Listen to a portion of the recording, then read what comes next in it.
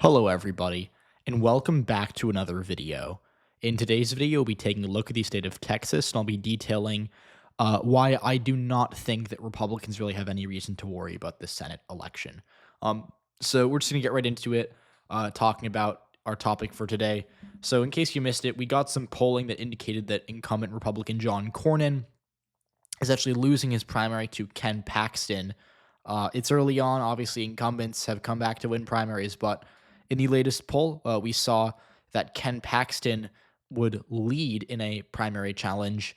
John Cornyn, he'd get 56%, Cornyn would get 40%. And so, uh, certainly, what we're seeing is that Cornyn, who I wouldn't exactly say is a moderate Republican, but is more viewed as an establishmentarian figure, is in a bit of hot water right now. Now, it's interesting because Cornyn hasn't really taken a ton of votes against Trump or hasn't really done a lot to anger Donald Trump and that wing of the Republican Party. But at the same time, Republicans who are, I would say, emboldened by a very strong November in Texas last year think they can get a more right wing candidate to represent the seat. And that, of course, would be Ken Paxton, who was the attorney general. Now, for some background, Democrats for the past few years, I'd say prior to 2024, were hoping to get Ken Paxton to run for Senate because they viewed him as the most beatable candidate.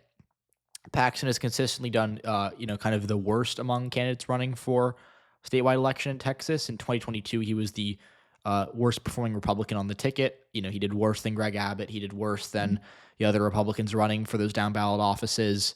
And so, even though Ken Paxton has won elections, they usually haven't been particularly impressive given the other election results that happen on the same ballot he's on. And so, Democrats who view Paxton as a pretty weak candidate have wanted to run against him. And they have always thought that in a Democratic wave midterm, if you get Ken Paxton to run, you can get a blue Texas to happen. Now, things have changed. And I think the first thing to understand is that Democrats really have to rethink their Texas strategy because as of right now, it's pretty clearly not within play for them. And it was clear after 2020 that Texas was going to be a tougher lift than a lot of people expected.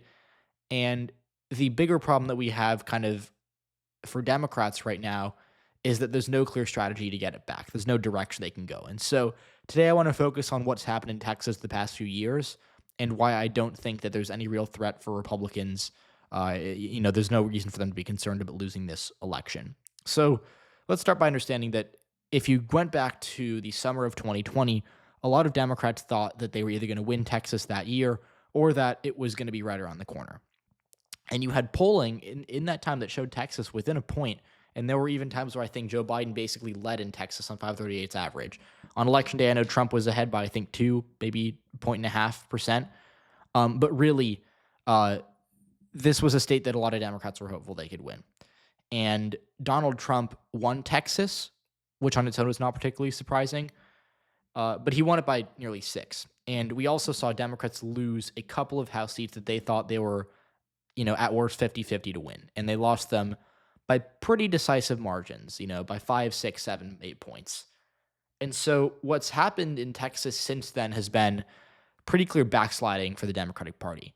In 2022, Beto O'Rourke lost the governorship by around 10%, which in retrospect was not a bad performance at all, given what we saw in 2024. But in 2022 was seen as kind of a sign that, Texas was not about to flip. And then looking at the election from November, Kamala Harris lost Texas by 14, nearly. So it's been getting worse for Democrats, and it's a pretty stark change because a lot of Democrats thought that Biden was either going to win Texas in 2020 or maybe lose it narrowly, and that after that it would be a blue state by 2024 or 2026, and that just has not happened. And the trends in Texas have developed not necessarily to the favor of the Democratic Party, and it's primarily because the Democrats have lost a great deal of support in the Rio Grande Valley down here, and they've been unable to improve in their urban areas. Now, the suburbs were a problem for them in 2024. I think that's the least concerning part of it for them because even though, obviously, we did see, for example, Tarrant County swing towards Donald Trump, it did so by less than the state as a whole. Texas as a whole swung to Trump by like 8%, I believe, 8.5% roughly. Tarrant swung to him by around 6%. So The swings in the suburbs, despite being kind of, higher, closer to these media markets, right? In Dallas, for example, Donald Trump still, relative to state as a whole, these many of these counties still trended to the left. So this is all kind of to suggest that there are a lot of reason to be concerned with the Democratic Party. And even though the suburbs certainly were not good enough for Harris, not really close to being good enough for Harris in 2024, for today, I'm going to focus on why in the short term Texas is not winnable. The suburbs to me are only helpful for Democrats insofar as they're only losing the rest of the state by 3 or 4%, right? Um, like if you go back to 2020 and you crank the Democratic margin in the Rio Grande Valley up, Biden would have lost by say maybe 3.5 or 4, and then you would have had a conversation about, oh, maybe if he won Denton County, he could have won Texas, something like that, right? But when you're at a point where you're losing Texas by 13, it isn't like you aren't just waiting on the suburbs to get a little bluer. You're waiting on a lot of things to change. So for 2026, even though Ken Paxton might very well crash and burn in the suburbs, it's not going to matter if the rest of the map looks like this. And this is a more fundamental problem the Democratic Party has, which is that, especially in 2024, but this has been happening since 2020, even since 2016, in some ways, they have not been able to resonate. Their messages have not been able to resonate with Hispanic voters, and that is a story that cannot be more understated in politics. It is all that people want to talk about, and for good reason, because it is making winning for Democrats so much harder than it used to be, right? Democrats, there was in 2012, Barack Obama, I think, got 71% of the Hispanic vote or close to it. And now most exit polls show Kamala Harris in the, low to mid 50s, only narrowly winning Hispanic voters. So the problem for Democrats, among the Hispanic electorate cannot be understated. And I know that it's kind of belaboring the point because everyone talks about it and I talk about it so much, but like in Texas, which is a state that is, has a huge Hispanic population where Democrats used to do very well with Hispanic voters, especially in the southern part, the southern region. When you lose that, you are basically building a house with no foundation. And that is evident when you look at the Rio Grande Valley, right? A good example of this, and you can look at it two ways. You can look at the rural counties, right? Like go to Duval County or go to like, Starr County, right? Which, voted for Hillary Clinton, Barack Obama by like 40, 50, 60 points. It wasn't even close. These were not like swing counties. They were like consistently Democrats are getting 70, 80% of the vote. And Donald Trump won it, right? So that's one way to look at it, is that the rural areas saw like insane trends towards the GOP that are like monumental, that literally cannot be understated mathematically. But the bigger problem that Texas Democrats have in this region is that not only did they lose ground in like the rural counties where you have a couple thousand votes coming out of, but they lost in Hidalgo County, they lost in Webb County. Now, in Hidalgo County, which is where McAllen is, this is a county that Joe Biden won pretty comfortably. He did a lot worse than Hillary Clinton there. Hillary Clinton, I think, won this county by like 40, maybe even more. I might be wrong, maybe 35%, but somewhere in that range, right? This is a county that is home to McAllen. It's obviously a county that nets a lot of votes for Democrats. As you can see, it casts well over 200,000 votes. Kamala Harris lost it by around 6,000, and she was the first Democrat to lose Hidalgo County and at the presidential level, and I don't even know how many years. Probably, to go to find that, I'd love to know. But you probably have to go back to the 1900s, probably late, like not 90s either, right? Probably maybe Richard Nixon. I'll take a flyer on Richard Nixon maybe being the last Republican to win Hidalgo County, 1972. But even then, that's only a 50-50. Beyond that, it might be like Dwight Eisenhower or something. So it was bad. And going over to Webb County, which is where Laredo is, it was, it's a smaller county, but Kamala Harris lost it by over 1,000 votes. And again, Hillary Clinton, there was a time where she was winning this county, by decisive margins, right? And so even though losing, the votes in Starr County on its own, that's only a couple thousand votes in a bucket of 11 million, right? But these losses add up.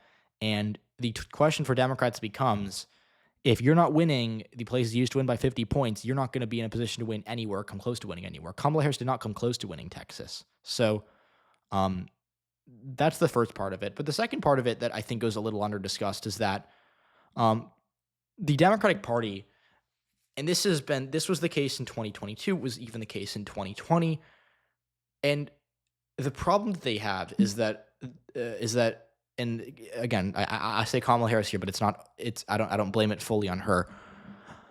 Democrats don't have not had the infrastructure to bring out turnout in urban areas the way they used to, and a lot of it comes down to the candidate, right? I think Kamala Harris could have done a better job at a lot of things, but I think first of all, part of the situation is that she was kind of subbed in at the last second for Joe Biden, right? Which isn't her fault. But more importantly, I don't think that I can't think of many candidates who would have fared much better than her, or fared meaningfully better than her in Texas in this situation, given that the turnout was so anemic for Democrats across the board. What I'm getting at here is that go back to 2008 or 2012, and it's not only Texas. Go to like New York or New Jersey. Go to like Chicago, Detroit, right? Even like red areas like Memphis, Tennessee, um, Tallahassee, Miami, right? Barack Obama got margins that would be unheard of today for Democrats, right? Like he was getting turnout that was absurd. And now in Texas, it's different because Obama didn't do all that well in, say, Dallas, right? Or Austin compared to Biden or Kamala Harris, because those areas have just trended left due to people moving in and due to, diversification, population growth, right? But when you consider the turnout he was getting in the precincts in like the downtown parts of these cities, especially areas that are heavy in Asian, Black, and Hispanic population, it's pretty clear that Democrats have fallen far. And so at the county level, like you might see that, in 2020, Joe Biden did better than Barack Obama did in Dallas County. But at the precinct level, Democrats have lost a ton of support. And when you have turnout that goes down by that much, it becomes clear, right? Like Kamala Harris won Dallas County, but the turnout that she got in the bluest parts of it was very bad. She won Harris County by only 6. Biden, I think, won it by 15 in 2020, or I think maybe even more. And Biden himself didn't do all that well in downtown Houston. Kamala Harris did also not do very well in the bluest of these precincts. And then, Austin, which was thought to be, like unmovable for Democrats, this Travis County been trending left basically in every election dating back to 2000. Trump did better there than he did in 2020. And part of it was because Kamala Harris did not do well in the city of Austin itself. She did okay in the suburbs, but the city of Austin itself, turnout was bad for Democrats. Same story in Houston, same story in Dallas, same story in San Antonio. And by the way, talking about turnout being bad, El Paso's been a little under-discussed this video, but Kamala Harris only won it by 15 points. Hillary Clinton won it, I think, by 45, or maybe even more in 2016. So the problem that I'm getting at here for Democrats isn't that, like, they need to do a little better in the suburbs, because that, again, like I said, is only helpful insofar as you're close to winning. What they need to do is rebuild from the ground up.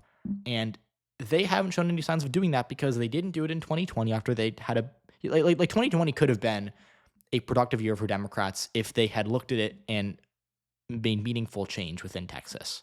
It could have been like, look, we had, it wasn't a disaster, but it wasn't that good. It could have been a lot better. Here's what we're going to do to fix it. 2022 even could have been that year, even though Democrats didn't expect it close to winning. There were still, concerns to be addressed.